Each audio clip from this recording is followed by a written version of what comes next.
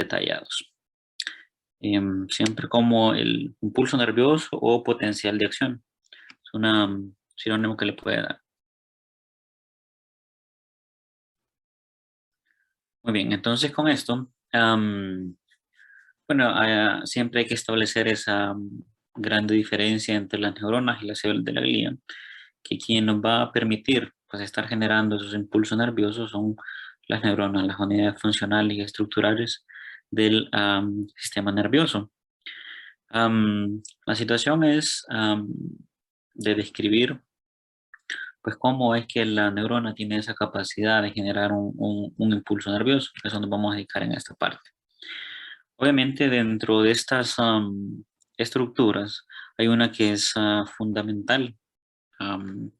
Describimos un poco sobre estos conceptos en la parte de la estructura interna de una neurona. Ahí es donde interviene la membrana plasmática, en este caso la membrana neuronal. Ya usted recordará pues que es una bicapa que en los extremos es más permeable a los lípidos y en la parte interna pues es hidrofóbica, es decir que tiene más limitantes para el paso de estructuras H2O del agua. Asimismo, nuevamente hay que recordar que a través de esa membrana pues veremos diferentes mecanismos de cómo es que el medio extracelular se comunica con el intracelular. Eso lo va a hacer a través de algunas proteínas que se les conoce como proteínas transmembrana. ¿Por qué? Porque atraviesan la membrana de un lado a otro. Estas pueden permitir pues, el flujo de una sustancia en diferentes direcciones, o del medio extra hacia el medio intra o viceversa, del intra hacia el extracelular. Eso va a depender de algunos conceptos básicos que usted analizó allá en biofísica. Uno de ellos es el gradiente de concentración.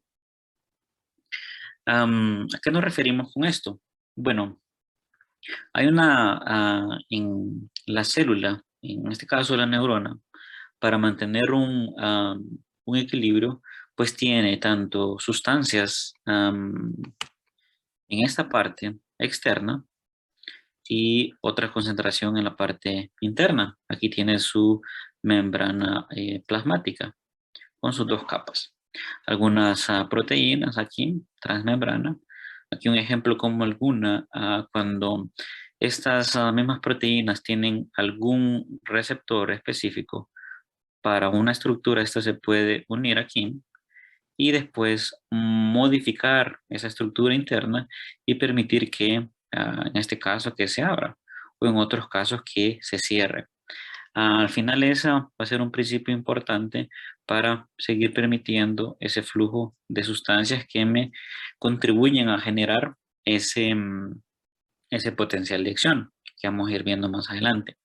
Pero estos gradientes de concentración, usted recuerda, cuando usted tiene una alta concentración en el medio extracelular y va a haber una diferencia con la concentración en el medio intra. ¿Cómo cree usted que se movilizan las partículas de un medio en donde hay alta concentración a baja concentración o de baja a alta concentración? ¿En qué dirección usted intuye que va esa dirección?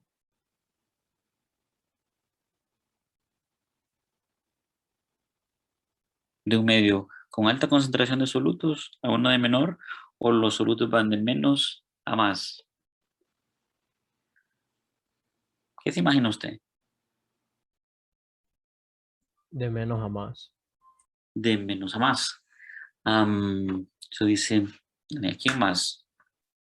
¿Una opinión diferente? Ellos no solo nos queda lo contrario, ¿verdad? Entonces, vean, en la parte biofísica, en general, cuando usted tiene muchos componentes, estos pueden generar mayor fricción y puede chocar esta con otra, etcétera, hablando en términos de partículas, y más un concepto físico. Entonces, ellos, para evitar esas colisiones, lo que van a hacer es movilizarse de un lugar de alta concentración a menor concentración. Aquí en el ejemplo, pues pasa eso. ¿Por qué? Porque iba a tener mayor espacio o de circulación de esas partículas. Ese concepto físico también se atribuye en esto de la membrana plasmática. Entonces, cuando usted tiene una alta concentración de una sustancia, el gradiente va a ir de más a menos. Es decir, por eso es que en este ejemplo está pasando de un lado a otro. Eso lo puede hacer de diferentes formas. En ocasiones él intenta venirse aquí directamente a la membrana plasmática, pero no encuentra como un sitio de entrada. Es decir, no va a pasar directamente aquí, sino que lo puede hacer a través de una proteína como estos. Se une, se modifica la proteína y pasa hacia el medio intracelular. Otras, dependiendo de los componentes, si pueden hacer lo que sea un componente más liposoluble, llega a la membrana y directamente pasa al otro lado. Pero hay otros que van a necesitar un transporte con gasto de energía.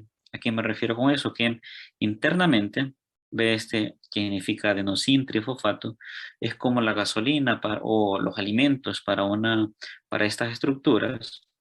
Y una vez que llegan, eso desencadena una serie de mecanismos que permiten que esta proteína se module, es decir, o se abra o se cierra.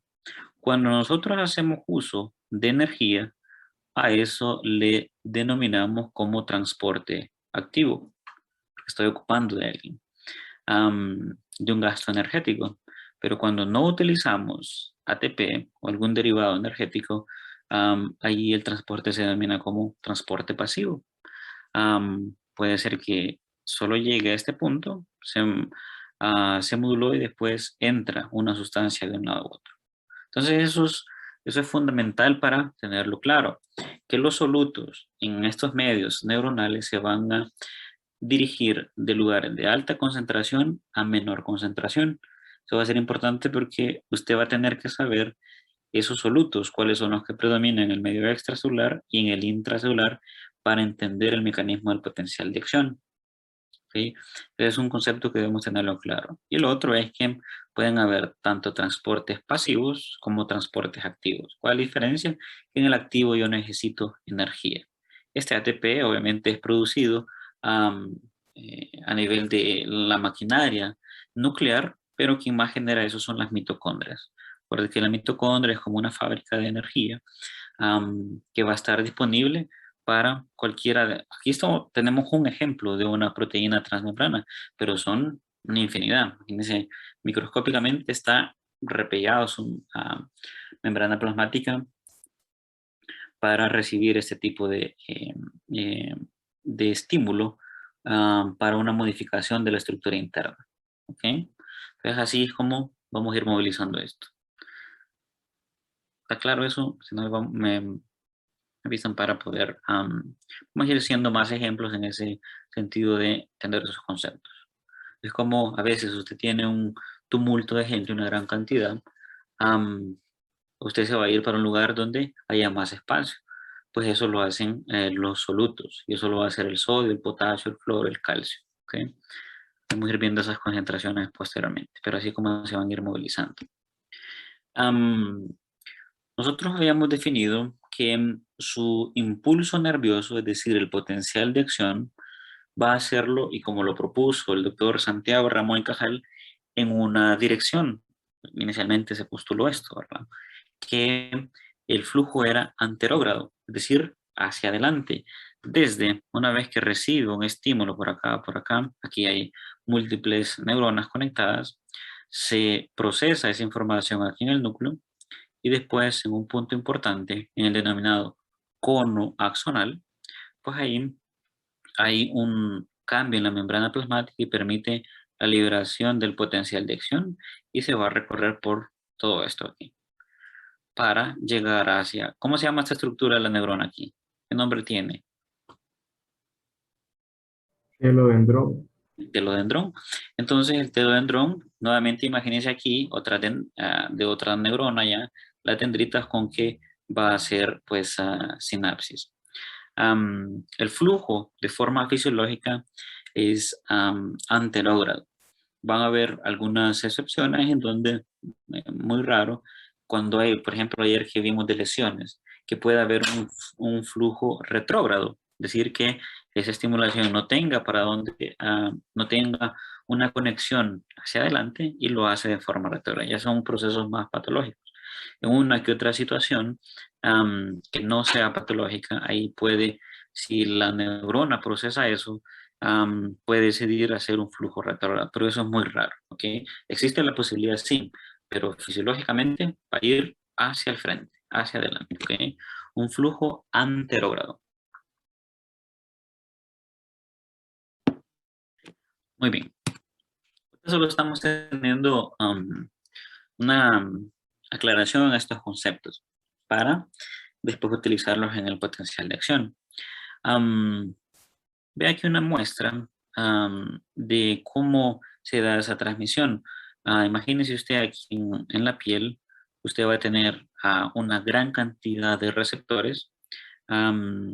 Estos son receptores sensoriales que son activados por tacto, por vibración, por calor, por frío, por dolor.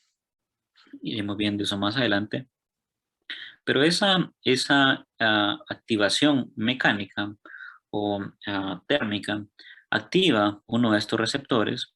Esos receptores transforman esa energía en un impulso eléctrico. Aquí siempre vienen las alteraciones del flujo iónico, sobre todo de sodio y potasio. Pero se va a ir transmitiendo esos cambios del flujo de iones para adentro o para afuera a través de esa fibra nerviosa, se va a transmitir en todo esto. Ve aquí el cuerpo pues, de la neurona, posiblemente una pseudo-unipolar. Si estamos en los ganglios de la raíz dorsal, de la médula espinal, va a llegar a la misma médula y aquí hacer sinapsis con otra neurona. Según lo que vimos, ¿qué nombre usted por la función que está haciendo esta neurona, el impulso lo estamos llevando de este nivel para acá, anterógrado, hace sinapsis ahí y después lo vamos a llevar hacia el músculo? A esta neurona, ¿cómo le colocaría usted funcionalmente? A esta que tiene aquí. ¿Qué nombre le daría? ¿Perdón? Sensitiva. Sensitiva. Esta también sería una neurona sensitiva. Prácticamente esta sería una neurona sensitiva, pero por la localización, Interneurona.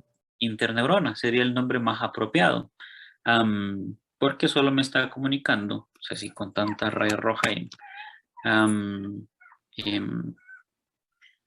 Permítame que...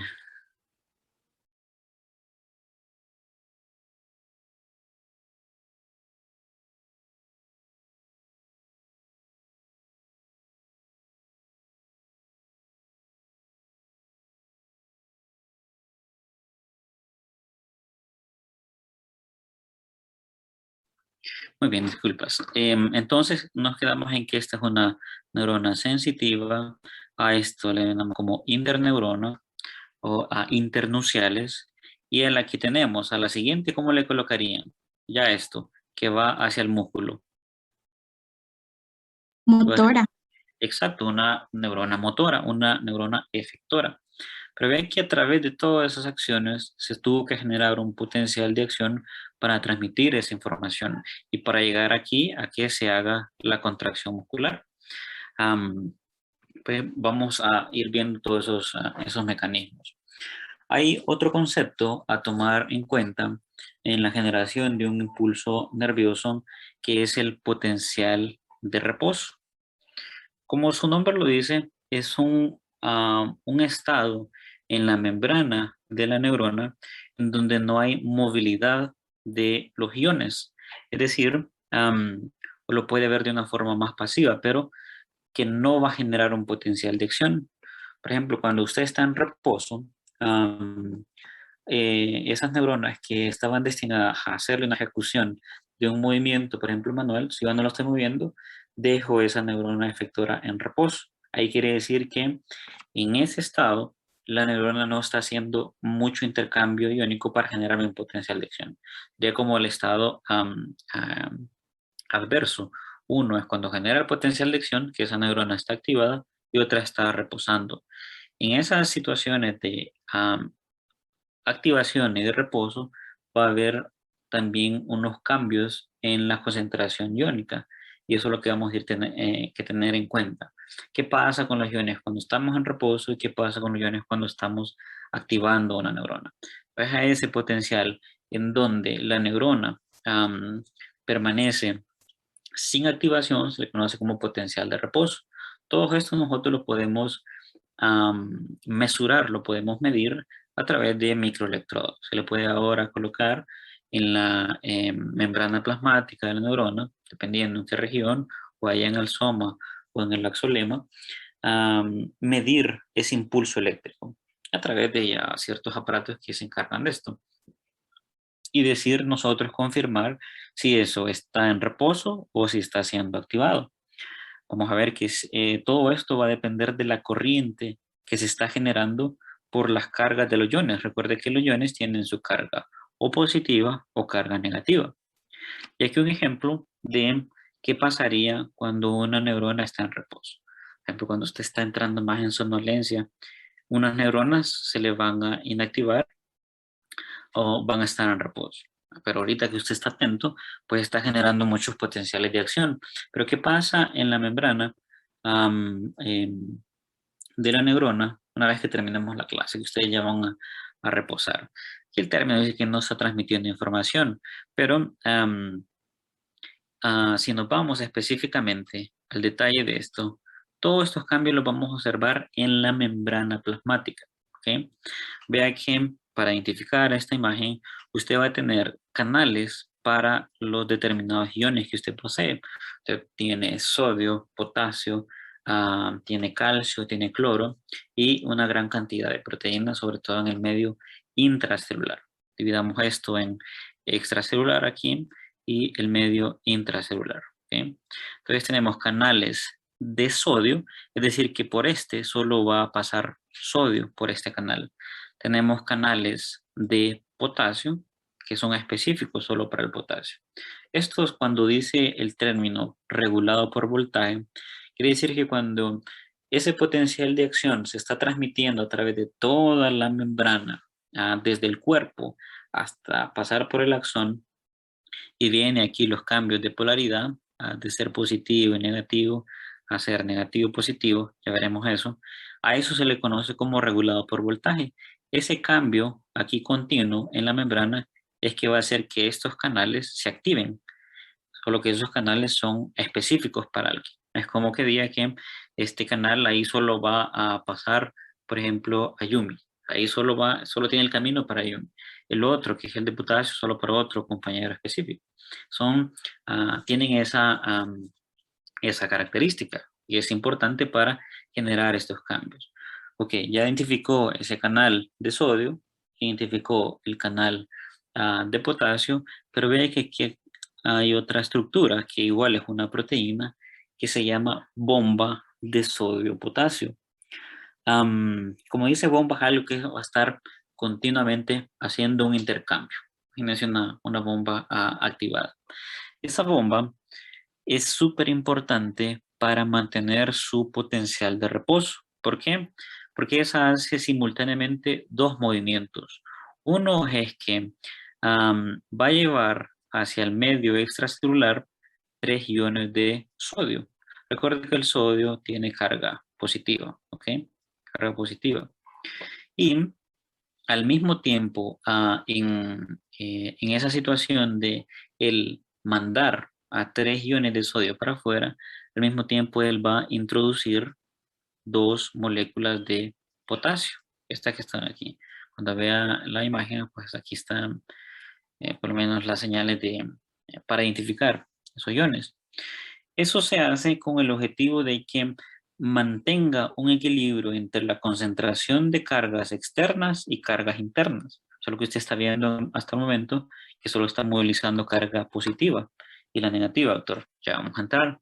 Pero esa membrana, una vez que Por ejemplo, usted ejecutó una acción.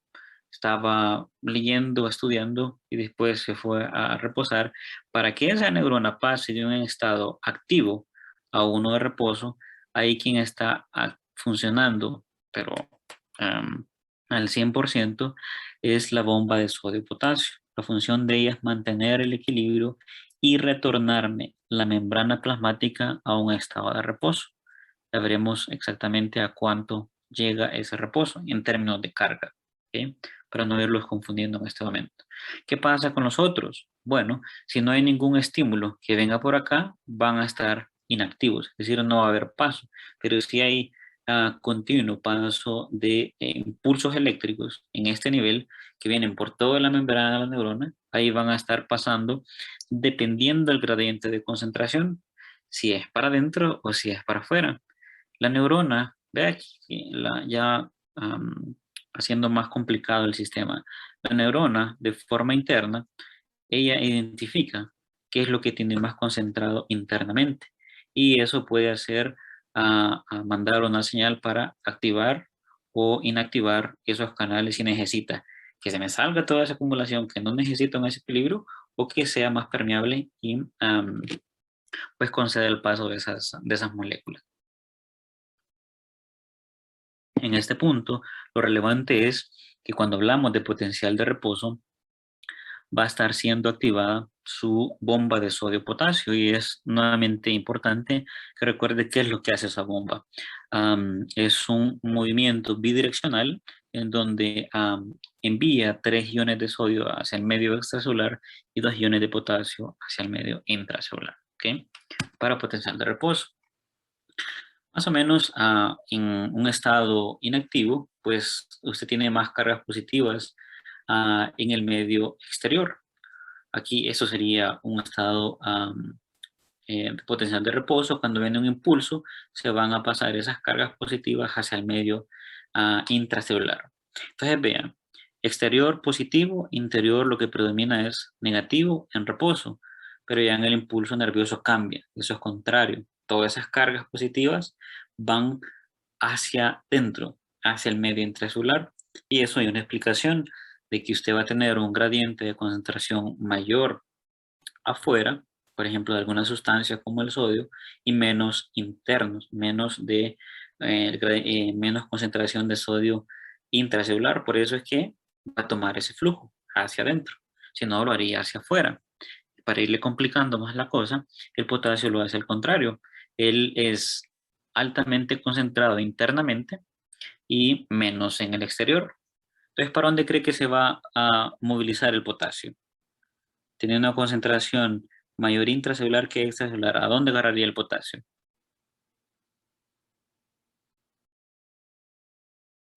Al extracelular.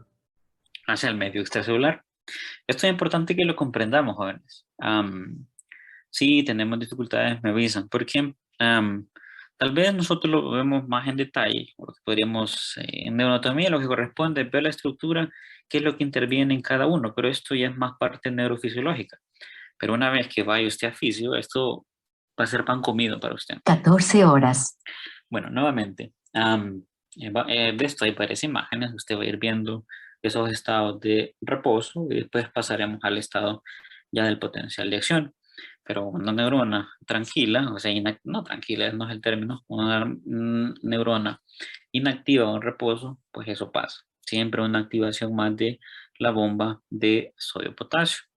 Nuevamente otra imagen para recordar que esa bomba va a hacer esos mecanismos de llevar 3 iones de sodio externamente y 2 de potasio intracelular. Y vea, si usted le pone sentido a esto, nosotros sabiendo la concentración de estos iones, nosotros sabemos que el sodio específicamente está más concentrado en el medio extracelular. Por eso es que la bomba, para mantener todavía ese reposo, lo va a seguir mandando hacia el medio externo. Y quien se concentra más en el medio intracelular es el potasio, este aquí.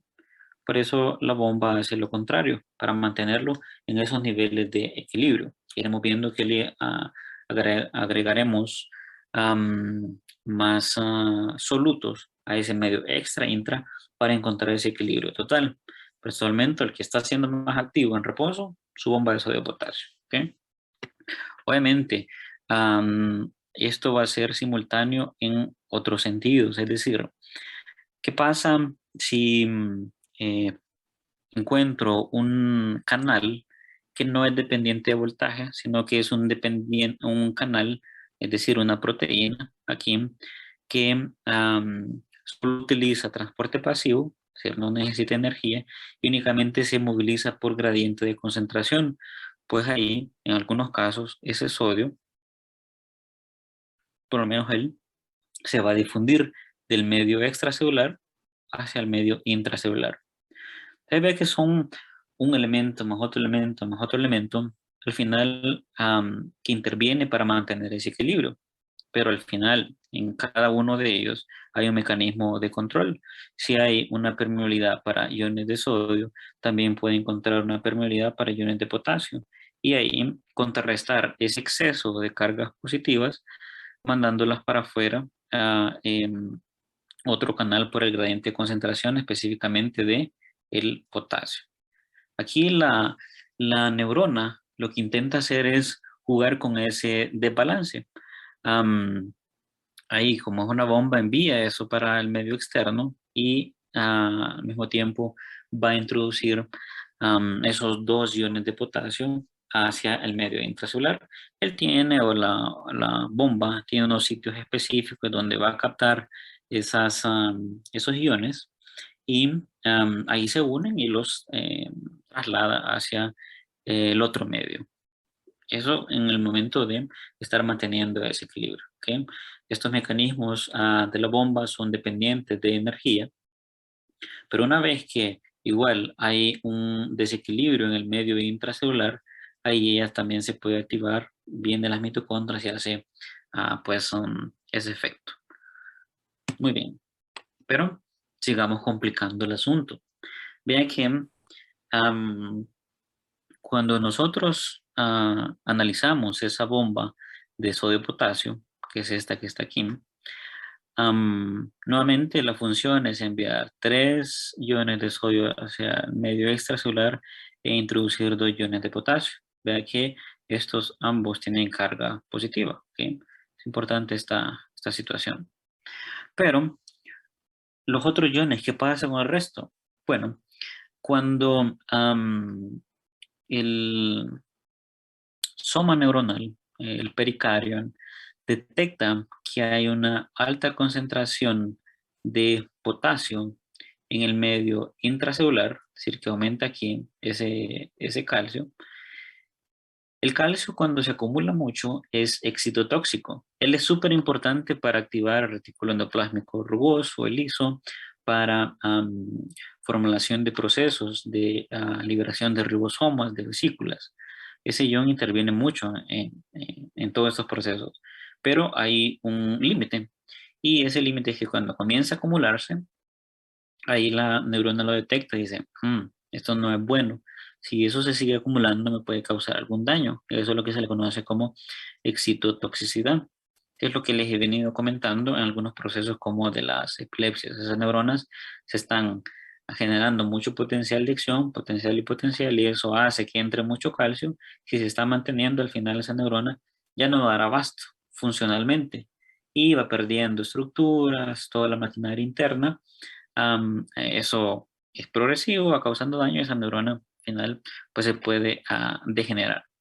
Pero en un estado fisiológico, si su neurona detecta que este calcio está aumentado, lo que va a hacer él es, hay una bomba que se llama, le voy a borrar aquí, que se llama bomba de sodio-calcio. Esto aquí. Ese está siendo compartido por esto. Son diferentes, solo que tiene el esquema para visualizarlo. Es decir, esta bomba puede estar aquí y lo que va a permitir es el intercambio entre iones de sodio y iones de calcio.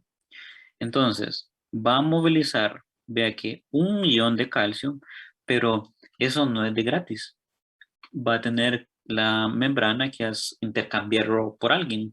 Y ahí la neurona lo que va a hacer es introducir, llevar ese al medio intracelular a 3 iones de sodio. Ajá, entonces vea, a veces la neurona tiene que decidir, bueno, estoy determinando que hay mucho calcio intracelular, lo voy a movilizar hacia afuera. Manda una molécula, pero a expensas de eso envía 3 hacia el medio intracelular. Ahí es donde se puede activar simultáneamente la bomba de sodio-potasio.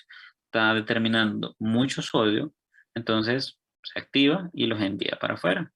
Pero como no es de gratis, ahí tiene que introducir 2 iones de potasio. Ajá, doctor, y esos de potasio, ¿qué pasa?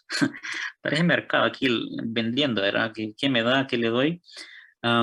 Pues al final puede encontrar un canal de potasio que sea voltaje dependiente o que sea dependiente de gradiente de concentración, y ahí se acumula ese potasio intracelular, para donde se va a ir a través de ese canal hacia el medio extracelular. Y así está manteniendo como que un equilibrio entre todos esos iones. Esto igual usted lo va a tener que repasar para comprenderlo un poco mejor. ¿Ok? Estoy dando los conceptos para comprenderlo, de que no es solo una bombita que me va a mantener ese equilibrio, sino que intervienen otras, como esta de sodio-calcio. ¿Ok? Siempre teniendo ellos en el equilibrio, pues ahí no hay problema, ellos pueden seguir funcionando, activando los organelos o movilizando ese potencial de acción a través de la membrana plasmática. Si hay un desequilibrio importante, pues ahí viene nuevamente su bomba de sodio potasio, pero únicamente para esos dos. Estos son sumamente importantes en el potencial de acción, el sodio y el potasio. ¿Okay? Recordad que ese siempre es un transporte activo para esa movilización. Muy bien, pero es relevante también encontrar cuál es la concentración de esos solutos en el medio intra como en el medio extracelular. Un exceso de sodio también es excitotóxico. Sí, sí, también, Kevin. Cualquiera una de estas sustancias, no solo calcio, mismo sodio, mismo potasio, pueden dar problemas. Con el sodio siempre va, por ejemplo, el agua. Cuando se moviliza siempre una molécula de sodio, siempre va el agua ahí atrás. Por eso el cloruro de sodio o la sal, si usted le echa agua, pues eso puede generar por decirlo así, un hinchazón en el volumen de la célula. En este caso, pues una neurona. Y si continúa ese exceso, puede atraer más agua y también dañarla. Con el potasio también puede ocurrir lo mismo. Cualquiera uno de estos iones, que sean cation o anión, entendiéndose como cation aquel que tiene carga positiva o anión el que tiene carga negativa, siempre que hay un desequilibrio puede haber una alteración. Pero ahí es donde vienen y intervienen sus bombas o sus canales que le he descrito en toda esa membrana plasmática para mantener ese equilibrio. Pues en ese sentido, vamos a ver cada uno de estos iones. Vean, aquí estamos en pues, la parte intracelular, lógico, en la parte extracelular. ¿Cuál es la concentración o cuál es la diferencia? Bueno, vea que el que predomina en el potasio, ya le he mencionado, es en el medio intracelular. Ahí le ponen los valores, ¿verdad? Por lo menos en este momento me interesa de que sepa dónde se concentran más. Tenemos el sodio, que ya mencionamos que se concentra específicamente en el medio extracelular. Ahí ya vamos nosotros teniendo una intuición de hacia dónde se van a movilizar estos solutos, estos iones. Pues el sodio va a ir para adentro y el potasio va a ir para afuera. Pero vea qué pasa con el cloro. El cloro es más concentrado en el medio extracelular.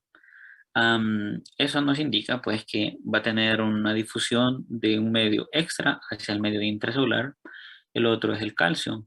y es lo mismo, se concentra más en el medio extracelular.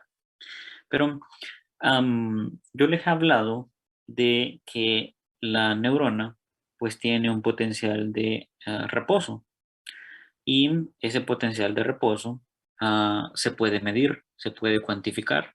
Si le colocamos un electrodo en la membrana plasmática, dependiendo de donde lo esté midiendo, siempre va a ser el mismo, am, en el soma neuronal o en el axolema, pues ahí ese valor anda, en el libro le va a aparecer a menos 80.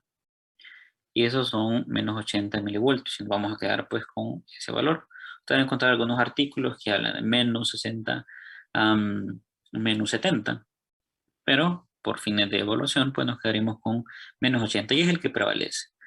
Pero ¿cómo, de dónde es que sale de que un potencial de reposo adquiera ese valor de menos 80?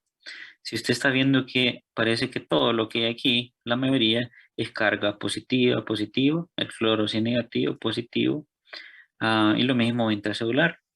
Pero hay unas estructuras que son las proteínas que usted tiene, o sea, a toda esa maquinaria interna que hemos visto, y produce, y produce, y produce, ribosomas, retículos, etcétera, tienen carga negativa.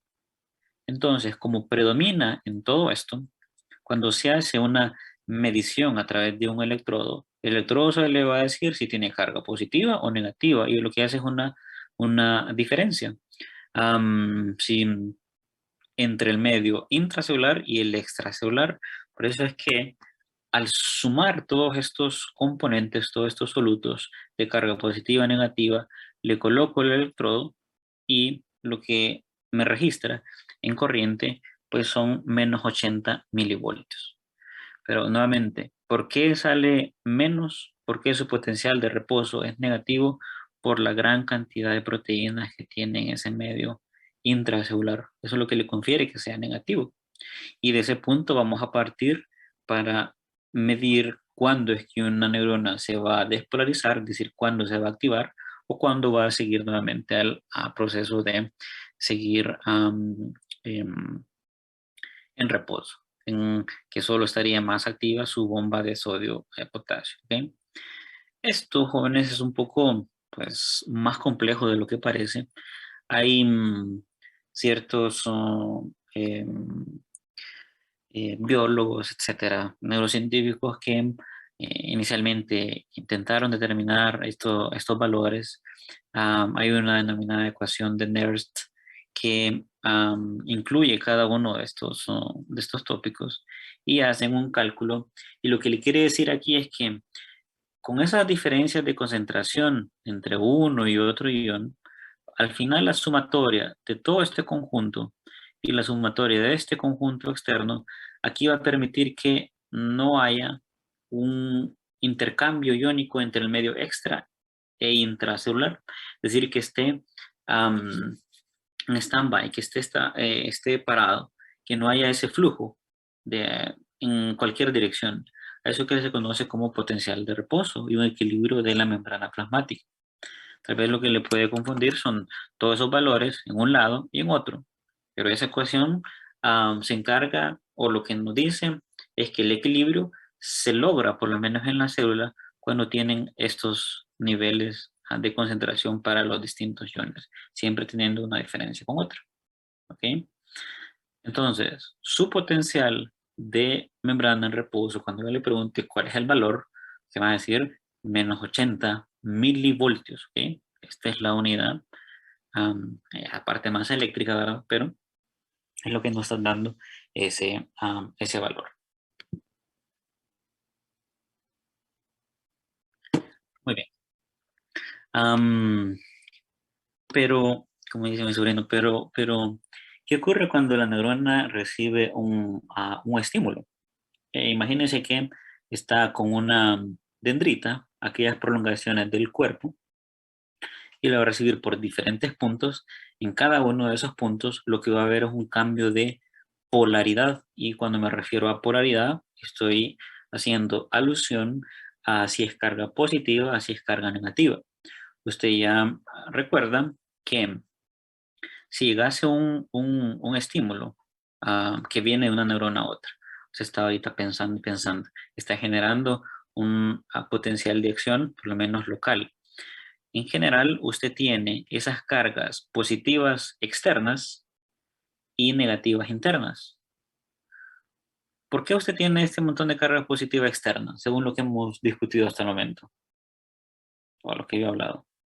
Porque en el medio extracelular hay abundante cantidad de calcio y de sodio. Exacto, es por la concentración iónica. Muy bien.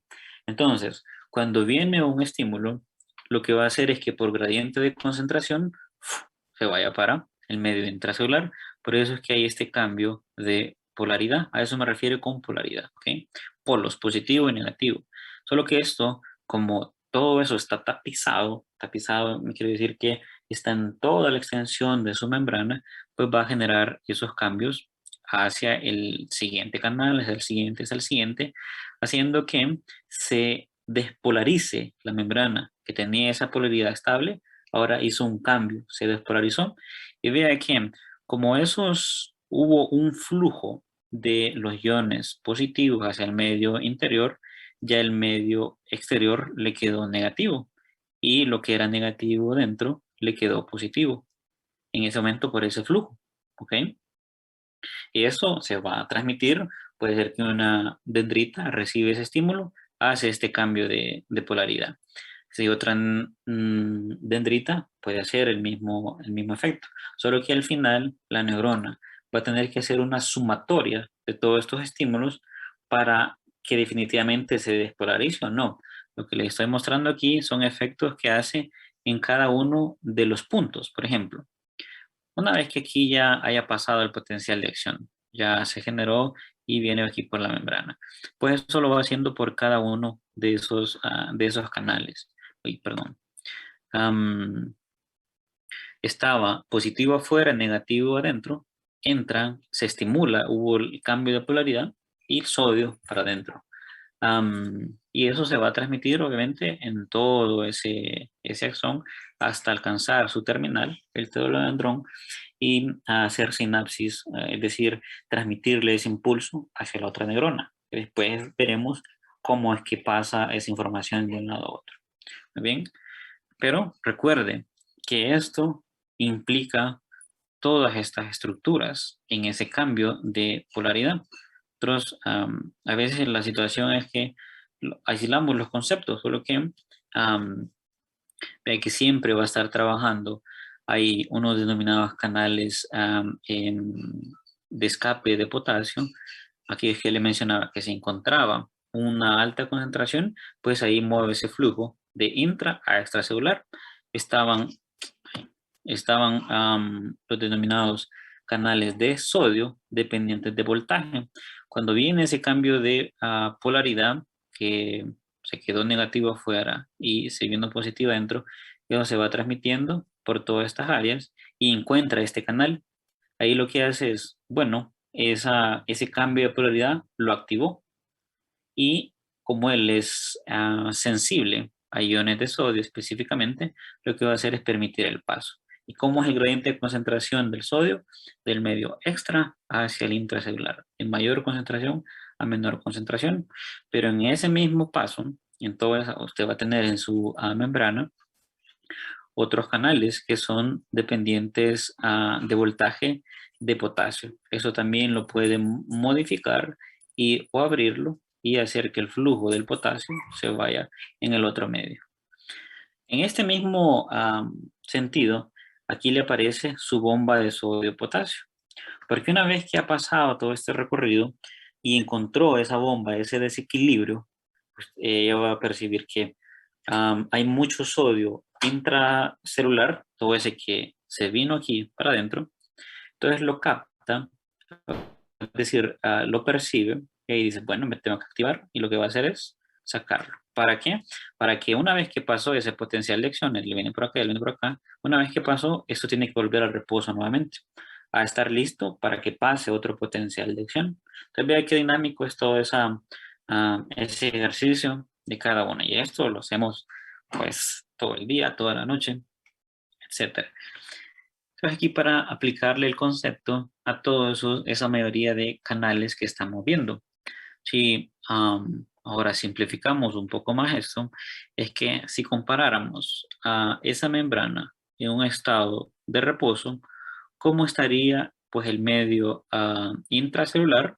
Por toda esa carga, sobre todo de proteínas, va a estar negativo.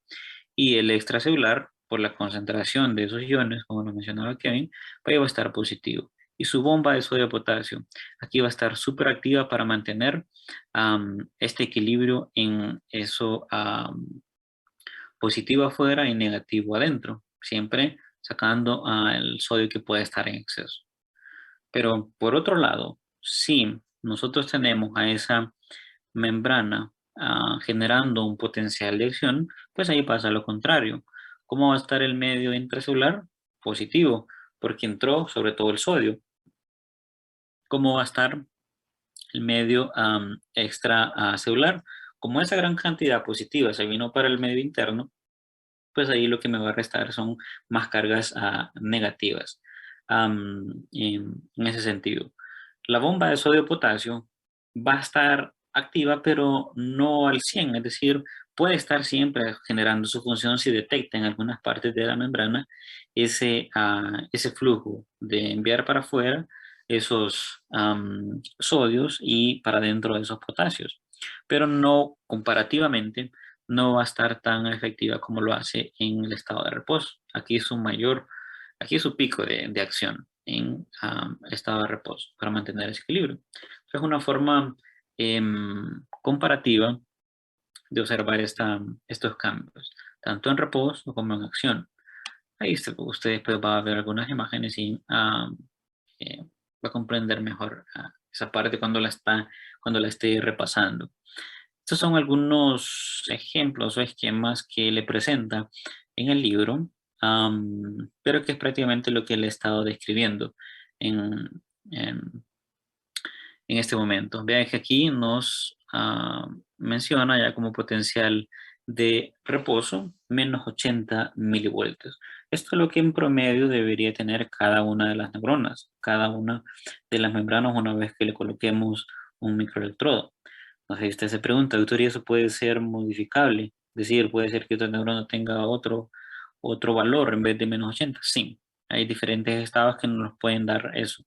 Un estado hiperpolarizante quiere decir que va a estar más negativo.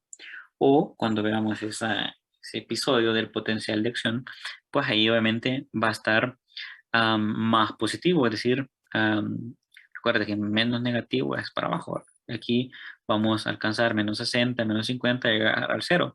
Pero aquí vamos, en términos de carga, vamos a llegar a una corriente positiva. Ya le explicaré ese proceso. Esto es lo mismo que tenía en imágenes previas. Porque cuando estudie, para que los analice y los vaya asimilando de mejor manera. Ajá. Nuevamente un esquema de el libro en donde tiene una neurona con su membrana o con su potencial de reposo. Vea que lo que predomina aquí es lo positivo y lo negativo en el medio intracelular. Pero ya si hay un sitio de estimulación, pues cambia esa polaridad y permite el flujo hacia el medio intracelular donde se hace positivo. Pero vean, que yo tenga un estímulo en este punto no quiere decir que yo voy a generar un potencial de acción. Uno denomina potencial de acción local a estos cambios de polaridad. Esto aquí, estas estructuras que van pasando, cambiándome de positivo a negativo, pero cuando detectamos una neurona que se ha despolarizado, es decir, generado un potencial de acción, eso lo va a hacer cuando la sumatoria, imagínense este axón de una neurona. Tengo otro axón por acá haciendo sinapsis y lo estoy estimulando. Tengo muchos más axones por acá y lo mismo, haciendo más estímulo. Entre más yo reciba, o por lo menos esa neurona reciba más, va a hacer que se acumule más carga positiva en el interior. Hasta que alcanza este nivel del cono axonal, ahí tiene una característica que es sumamente relevante. Creo que me estoy adelantando. Esa del cono axonal es que es muy denso en iones de sodio. Entonces, cuando se va acumulando esto positivo, va a haber un momento en que la neurona tiende un umbral. Umbral es un término en donde si alcanza ese punto, pues ahí se va a activar. Pero mientras no llegue a ese punto, en términos de carga, va a seguir estando en reposo. Ya le mostraré más ejemplos. Entonces, este es un segmento súper importante de estimulación para generar o no un potencial de acción neuronal. ¿Sí? Ya le explicaré esa parte, pero ya se lo voy haciendo la introducción. Es decir, que si usted recibió un estímulo solo de una neurona, de otra, probablemente eso no le va a generar un potencial de acción. Le va a hacer un cambio de polaridad aquí local, pero no va a ser lo suficiente para acumular suficiente sodio para que esta región se active. Y va a seguir siendo en reposo. Viene nuevamente la bomba de sodio potasio, hace ese intercambio de un lado para otro y no hubo ningún cambio. ¿Ok?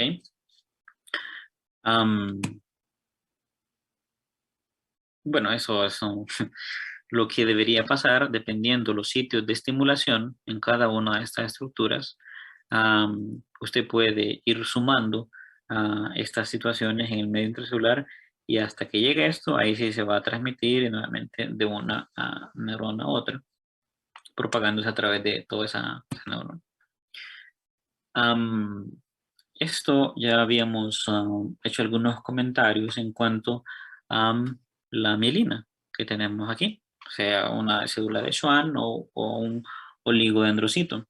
Pues una vez que se hacen los cambios de polaridad y esto pasa al interior y se activa el cono axonal, pues esos cambios se van dando de forma en todo este proceso, pero ya se va a transmitir por la parte interna y aquí en los sitios desnudos, en el nodo de Rambier, ahí nuevamente va a encontrar ese cambio de polaridad, lo que va a potencializar esto. Es decir, como que lo va empujando. Si ya tenía un potencial de acción aquí, él no pierde un intercambio de flujo en toda esta área, porque está aislada. Entonces pasa más rápido el potencial de acción y aquí nuevamente lo regenera y lo regenera aquí y sigue. A diferencia de un axón que no tiene mielina. Él va en cada uno de esos puntos haciendo ese mecanismo de ir introduciendo ese sodio para que sea positivo el medio intracelular. Esa diferencia la habíamos analizado, pero nuevamente para tenerla ya en el contexto de las estimulaciones en diferentes puntos. Otra imagen haciendo alusión a esto, en ese intercambio, siempre con los iones de sodio y con los iones de potasio, en esas mismas direcciones. Sodio intra y potasio extracelular, pero aquí en cada uno de los nodos de Rambier. Y así hacer ese impulso un poco más efectivo. Pero volvamos a esta situación esquemática de una gráfica de qué es lo que usted observaría en un potencial de acción. Inicialmente, vamos a tener, aquí otra imagen introductoria y relajo, menos 70, menos 80, seguimos quedando con menos 80 milivoltios, pero usted está teniendo un estímulo y alcanzó a menos 65. Vino otro estímulo que se pueden igual sumar, uno, otro, si pueden ser seguidos temporalmente, pero llegan a menos, menos 60. En ese menos 60, que lo vamos a cambiar aquí tiene menos 55, lo que vamos a identificar es el umbral. A ver si en esta otra... Por eso aquí en la imagen aquí le pone un menos 60 milivoltios. ¿Qué significa ese menos 60? Es el umbral de la membrana. Y quiere decir que si yo llego a alcanzar ese punto, ahí sí voy a activar ese cono axonal y como es tan denso, cuando me refiero a densidad es que tiene muchos canales de sodio concentrados. Ellos también están en estos puntos, pero aquí están sumamente concentrados en esta región. Entonces, si llega a alcanzar esa despolarización en este nivel, ahí se abren. ¿Y qué va a pasar si se abren? Todo ese sodio que está en el medio extracelular se va a ir para adentro. Y ahí sí va a generar potencial de acción para irse hacia otra neurona o a inervar algún músculo. Entonces, 2 puntos. Uno es el potencial de membrana en reposo, que es de -80, que lo tiene aquí, -80, esos valores, y de -60, que es el umbral. Volvamos otra vez a la gráfica. Usted asimile, créame que aquí tiene -80, aquí -80, pongámosle aquí -60, ¿ok? Imaginen que dice 60. Algún día voy a cambiar esa diapositiva. Identificamos el umbral con -60. ¿Qué pasa con ese punto? Es que si yo tengo un estímulo que solo alcanza estos niveles, no voy a despolarizar esa membrana, es decir, no voy a activar el cono axonal. Si llego al umbral, ahí sí, ahí se hace un mecanismo que se llama de despolarización, es decir, que eso se va a propagar desde el cono axonal, desde ese segmento inicial del axón, hacia todo el axolema. ¿Para qué? Para que pase desde este punto, pase por todo esto y llegar a alcanzar pues a otras neuronas por acá. ¿Okay? Y sigue ese potencial de acción transmitiéndose. Pero que usted percibe que una vez que alcanzó el potencial de acción, bueno, el umbral, estaba en reposo, lo llegaron, es como cuando usted lo están molestando, lo están estimulando, lo está estimulando su hermano, su primo, no sé qué, el momento en que se irrita, ese sería su umbral, que se enojó, deja de estar molestando, pues ahí es su umbral, ahí se despolarizó esa membrana, pero ¿qué pasa? Tiene un tope, tiene un pico en donde de ahí ya no sigue. Esto también tiene una explicación. Usted va a ver, usted va a decir, esa gráfica va y después baja. Pero como a nosotros nos gusta saber por qué son las cosas, aquí este valor también puede cambiar de +35 a +40 milivoltios. Vea que ya pasamos a carga positiva.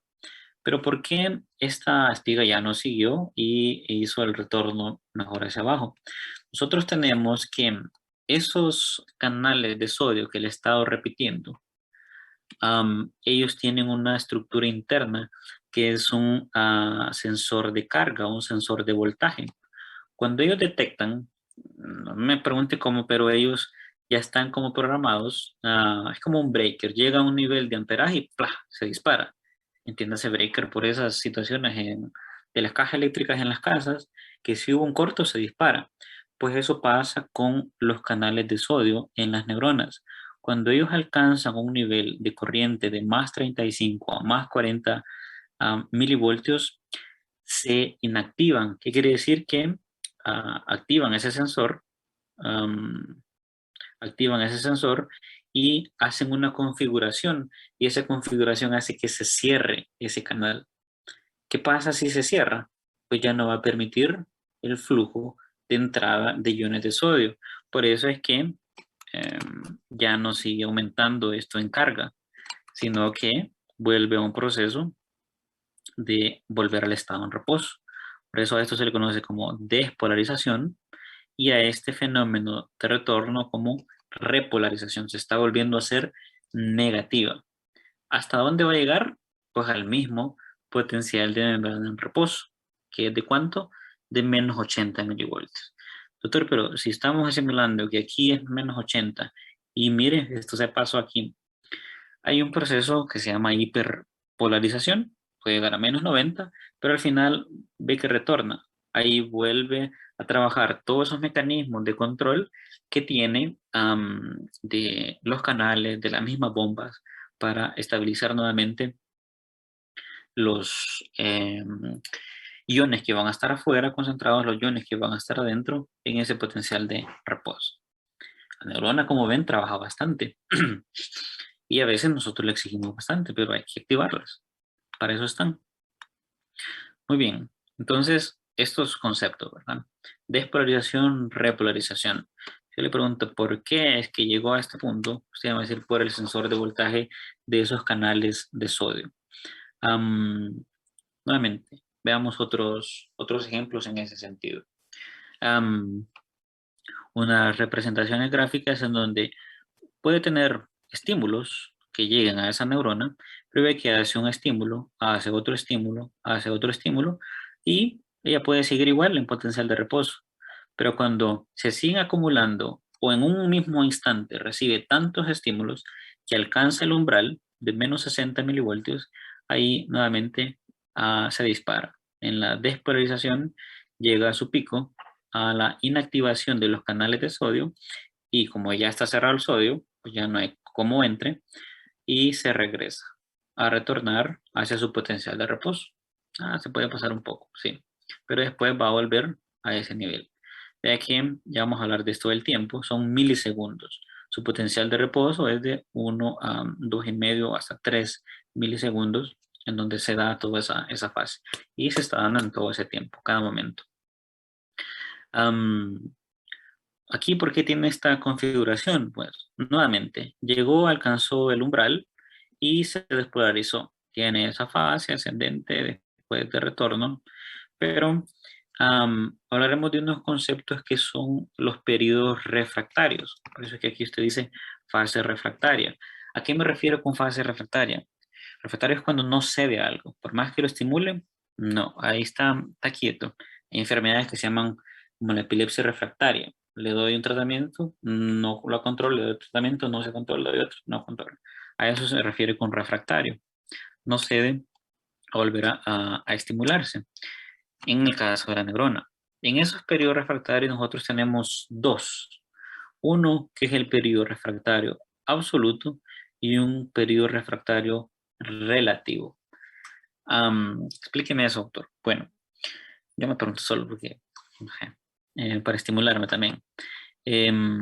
Ese periodo absoluto quiere decir que por más que una vez que se despolarizó, alcanzó el umbral, se fue en la despolarización, si yo esa neurona o esa neurona recibe otro estímulo, no va a generar otro potencial de acción en este nivel, sobre todo cuando venga bajando. Llegó a su estado de inactivación del canal de sodio, se cerró. Pero vengo en esta fase y le hago otro estímulo a esa neurona. Lo puedo hacer artificialmente, también con microelectrodo o fisiológico. Recibe más estímulo, no va a generar otro potencial en ese punto. ¿Por qué? Porque esos canales de sodio, para retornar a su estado de activación, van a tener que alcanzar nuevamente una corriente cerca del estado del umbral, menos 60 milivoltios. Entonces, por más estímulo que yo le haga en estos niveles, no voy a generar un potencial simultáneo. Y el relativo, doctor, absoluto es que por más que le dé, él no genera otro potencial. Pero si en este punto, más o menos al nivel en donde alcanza el umbral, puedo hacer un estímulo externo o fisiológico, ahí sí, ahí puedo generar otro potencial de acción y pasar por el mismo periodo. Pero se llama relativo, porque ahí sí tiene la capacidad de poder generar un nuevo estímulo, un potencial de acción. Esa es la diferencia entre ambos. Pero para comprender mejor esta situación, va a ser dependiente de los canales de sodio que están siendo inactivados con esta corriente. Vámonos a los canales de sodio.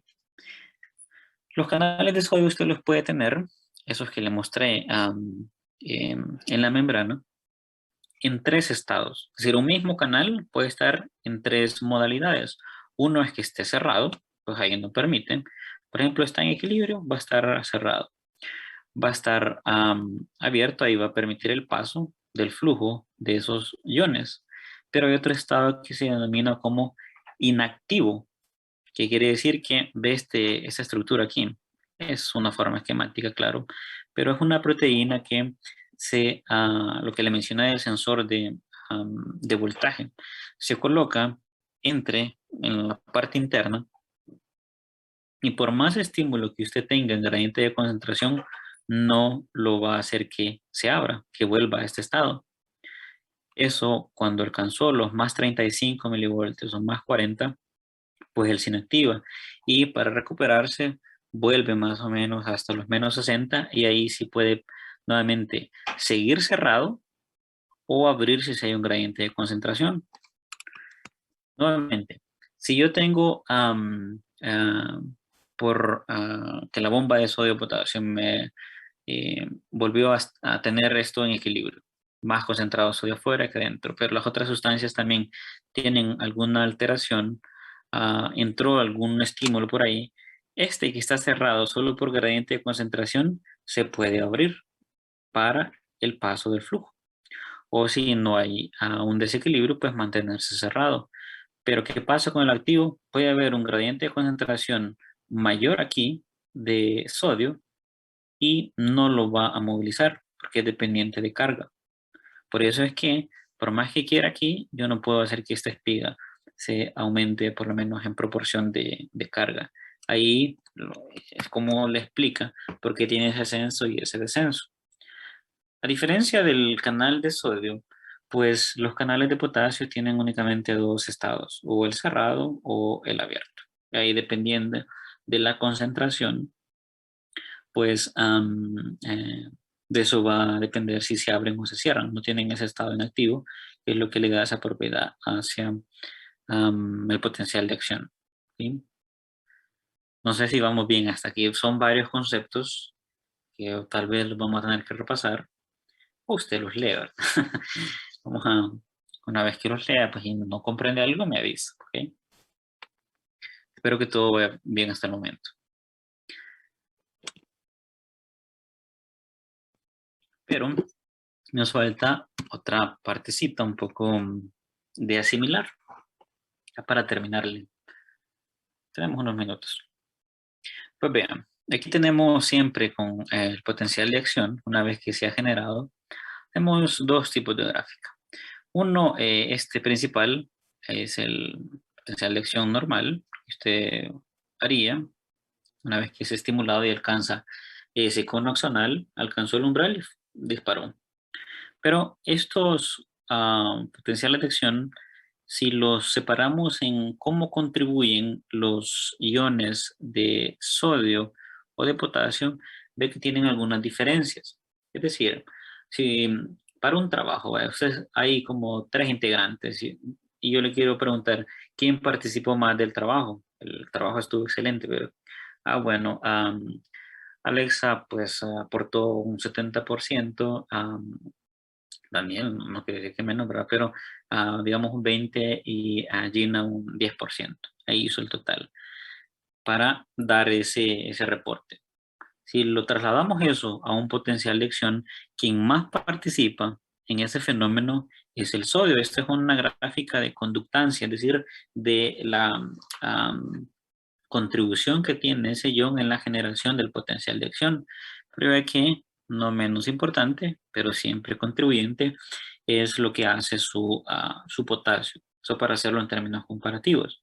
Aquí separándolo solo en ellos dos. ¿Por qué es importante esto? Para entender esta fase.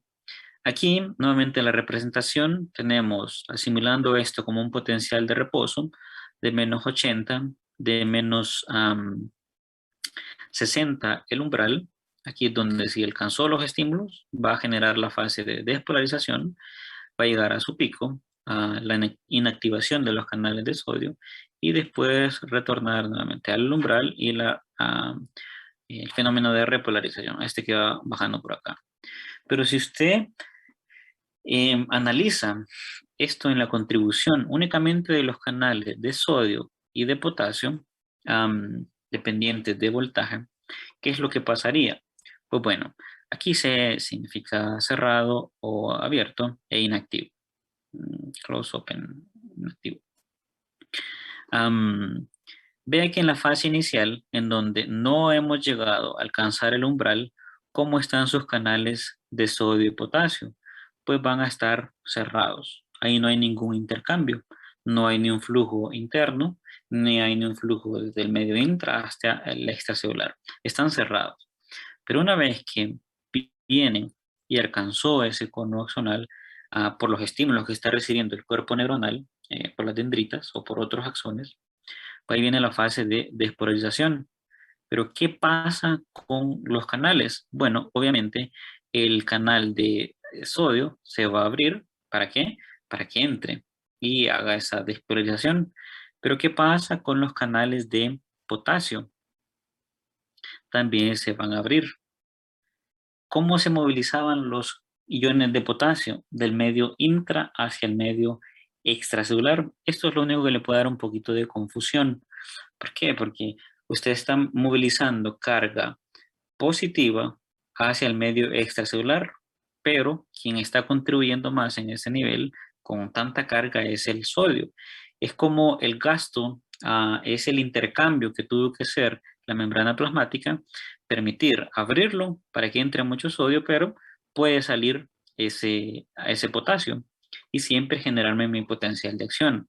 Vea, aquí no estoy describiendo la bomba de sodio-potasio. Únicamente la contribución de los canales de sodio y de potasio. Nuevamente, en el umbral se tuvo que abrir el sodio y es lógico que va a entrar, va a permanecer abierto. Pero ¿qué pasa cuando llega a esa carga de más 40 milivoltios? Pues vean, se inactiva en este periodo. ¿Qué va a hacer? Ya no entra sodio hacia el medio intracelular. Pero ¿qué pasa en la fase de despolarización? ¿Qué pasa con el canal de potasio? Pues queda abierto.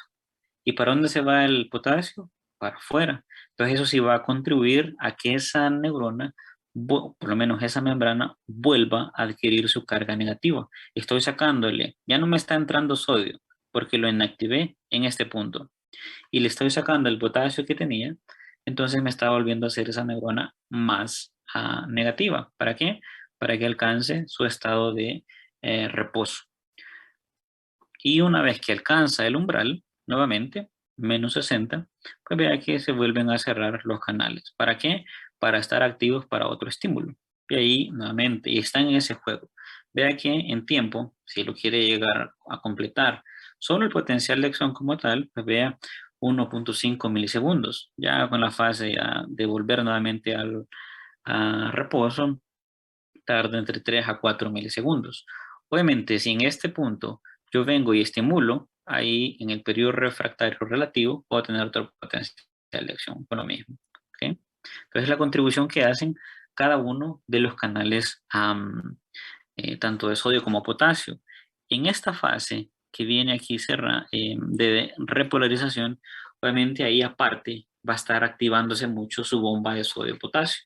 Todo ese sodio que le entró en esta fase lo tiene que sacar. Ya no le está entrando, pero lo tiene que sacar el que ya acumuló para volver a su estado de reposo. ¿Ok? Y claro, esa parte, vamos comprendiendo este fenómeno. Sí. Muy bien, muy bien. Obviamente usted lo va a tener que repasar para usted mismo comprenda primero la movilización de sus iones y si ya comprendió el gradiente de concentración, ya comprende cómo funcionan esos canales, ahí es que solo que sepa las concentraciones, es decir, donde predomina más extra o intra para esa movilización. Esta fase es fundamental, por lo menos me gustaría que en el primer parcial algo que, claro, todos los temas tienen su relevancia, pero este fenómeno sumamente importante para que usted sepa pues cómo es que usted genera un potencial, cómo es que usted se activa con cada una de esas neuronas.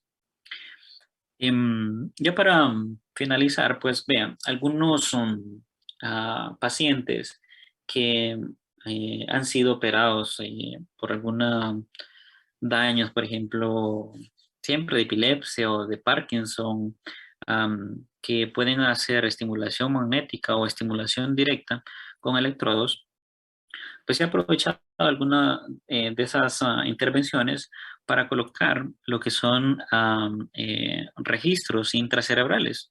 He visto un paciente que lo están estimulando, él está despierto y puede generar alguna respuesta. Ahora hay algunos artefactos o algunos electrodos que son microelectrodos que pueden tener la capacidad de captar la actividad circundante de un grupo de neuronas o incluso de una misma única neurona en un paciente en humanos. Pero esto también se hace a nivel experimental. Y fíjense que algunos han referido a que nuestras neuronas, esto ya es información adicional, ciertas neuronas tienen una especificidad para algún tipo de estímulo. ¿A qué me refiero con eso? Que por lo menos este paciente pues era fanático de Halle Berry. Por eso a esta intervención, o por lo menos ese reporte, se le dio como la neurona Halle Berry. ¿Y a qué se refiere? Es que esa neurona, cuando al paciente se le colocaba una estimulación por una imagen, ve aquí en diferentes facetas, ahí se la conoce a Halle Berry, con la gatúbela y eso, pues con lentes, etcétera, un boceto, una caricatura, ya con personajes de cine, o incluso solo el nombre escrito. Esto significa la cantidad de activación que esa neurona um, realizaba, es decir, generaciones de potencial de acción cuando se le colocaba una imagen de ella.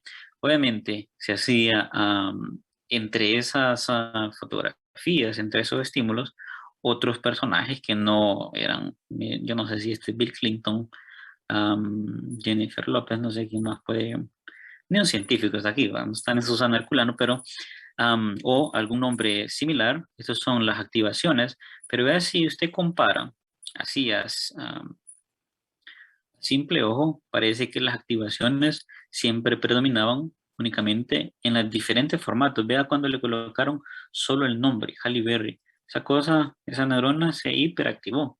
Entonces, por eso se dice que nosotros tenemos una especificidad de algunas neuronas para algún tipo de estímulo. No sé si usted cuando ve a su crush, a su ex, etcétera, así se le activa, o mejor dicho, cuando ve neuroanatomía del libro, pues yo espero que haga por lo menos estas activaciones y no tanto esto aquí, ¿verdad? Entonces, esos son experimentos así adicionales que nos intentan dar otro panorama también de la funcionalidad de las neuronas. Es bien complejo. ¿Cómo es que ella aprendió a activarse solo por ese estímulo? Pues ha de ser el señor muy fan de esta señora para esa activación, pero usted igual lo puede hacer para otras situaciones, para un deporte, para algún evento específico, etcétera. Am, claro, esto es algo modulado, algo aprendido para ese tipo de neuronas. ¿Ok? Am, y permítame,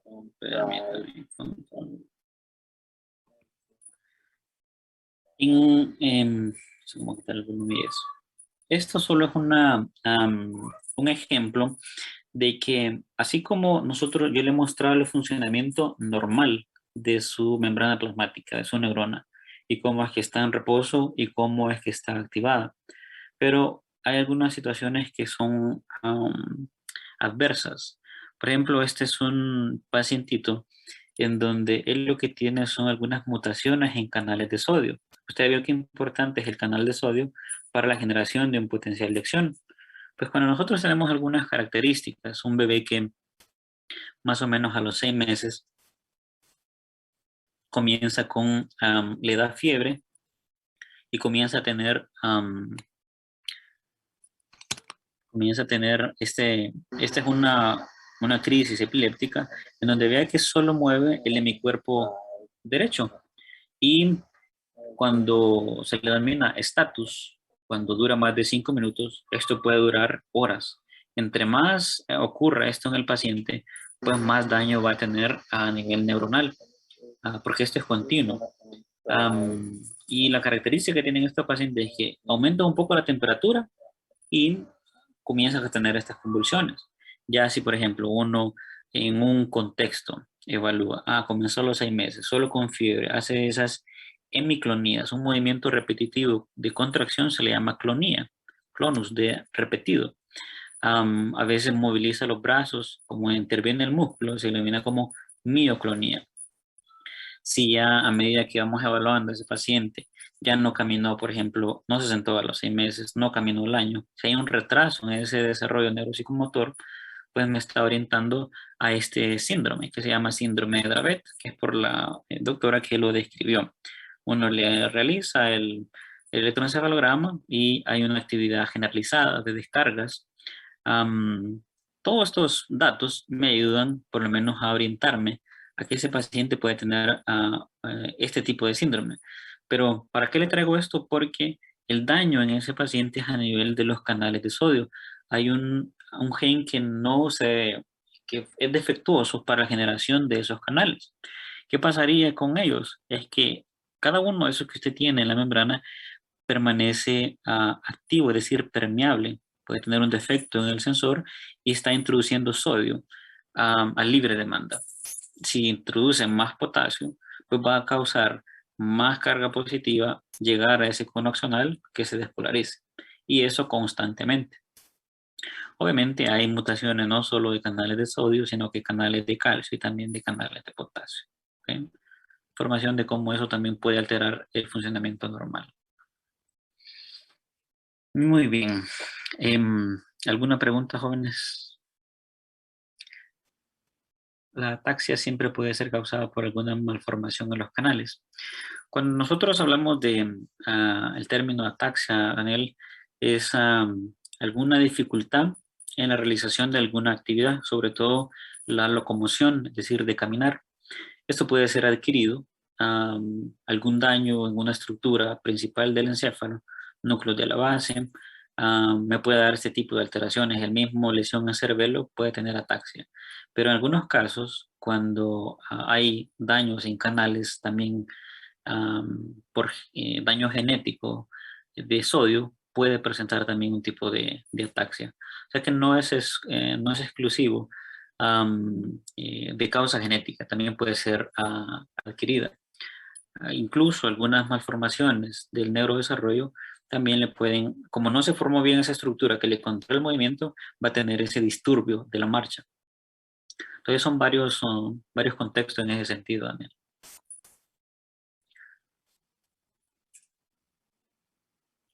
Muy bien. ¿Alguna pregunta más? ¿Alguna duda? Veo que hoy sí, pues no les dejé hablar mucho, pero es importante nuevamente repasar ese potencial de acción. ¿Hay alguna patología así como que la persona no alcance esos potenciales de acción, no reciba esos estímulos? Interesante. Tenemos algunos, no son tan frecuentes esos fenómenos que no alcanza el potencial de acción, sino que la neurona sí puede ser que el umbral ya no esté en menos 60, sino que lo coloque en menos 50. Es algunas patologías genéticas bien específicas, bien poco frecuentes, pero van a necesitar mucho más estímulo para generar un potencial de acción. Algunos daños pueden generar estos disturbios, pero el mismo sistema encuentra un equilibrio ante ello, solo que va a requerir para una misma estimulación, para un mismo potencial de acción, mucho más estímulos, pero logra alcanzar el potencial de acción. Él se las ingenia o introduce más sodio o hace más cambios de apertura de canales de calcio para alcanzar ese umbral. Entonces ahí solventa ese problema. Cuando lo medimos con un microelectrodo, ahí sí vemos que en menos 50 puede ocurrir esto. Los fármacos pueden modificar esto, de que haya más carga positiva o más carga negativa, para facilitar o no un potencial de acción, Judith. Muchas gracias, doctor. Muy bien. ¿Las personas ebrias sobreexcitan las neuronas y por eso tienen ataxia? No. Importante la pregunta porque con el alcohol lo que hace es... 15 horas. Bueno, unos minutos más. Lo que pasa con el alcohol es a nivel cerebral es un inhibitorio. Eso me lo va a comprender mejor cuando hablemos de neurotransmisores. Es decir, que así como usted tiene canales de sodio, calcio, recuerda que también tiene los canales de cloro. Y esos canales de cloro, con el alcohol lo que hace es aumentar el flujo de esos iones. Recuerde que igual el cloro tiene esa difusión del medio extra hacia el intra. Entonces, a medida que van tomando, ingiriendo más alcohol, esas neuronas de diversos controles se van disminuyendo en cuanto a su activación. Por eso es tan relevante cuando hacen las pruebas del colemia y esas cosas, porque sus reflejos no son iguales. Usted, si compara a una persona normal con alguien que ha tomado alcohol, pues ya hay una identificación en esas estructuras. Pero que marche forma táxica, hay una marcha ebria, es por la disminución de las neuronas que controlan ese patrón de estar caminando. Inhibe prácticamente todo, solo que de forma secuencial. Pero más se debe a eso, a inhibición de la activación de las neuronas. ¿Okay? Pero es reflejo en todos, en la marcha, en el pensamiento, en inhibición de la corteza frontal, por eso se vuelven eufóricos, etc. Pero ahí ya el mecanismo es un mecanismo GABAérgico, hacen que se produzca más cloro y eso inhibe la célula. Si yo la coloco más negativa internamente, pues va a ser más difícil que genere un potencial de acción. Si usted, no sé si ha visto algún amigo, está tomando y tomando y al final, ¿qué es lo que va a hacer? Se durmió, porque inhibió totalmente a la mayoría. Hay cierto grado también de intoxicación, pero inicialmente euforia, después pasa a la somnolencia y se duerme por esa inhibición. Muy bien. Bueno, por el tiempo, creo que igual si tuvieran alguna duda, o la tenemos ahorita, o la podemos ir abordando posteriormente. Nos vamos a quedar aquí. Intenten repasar esto. Si tienen alguna duda, la abordamos al inicio de la clase de lunes. ¿Ok? Muchas gracias, Gracias, doctor. doctor.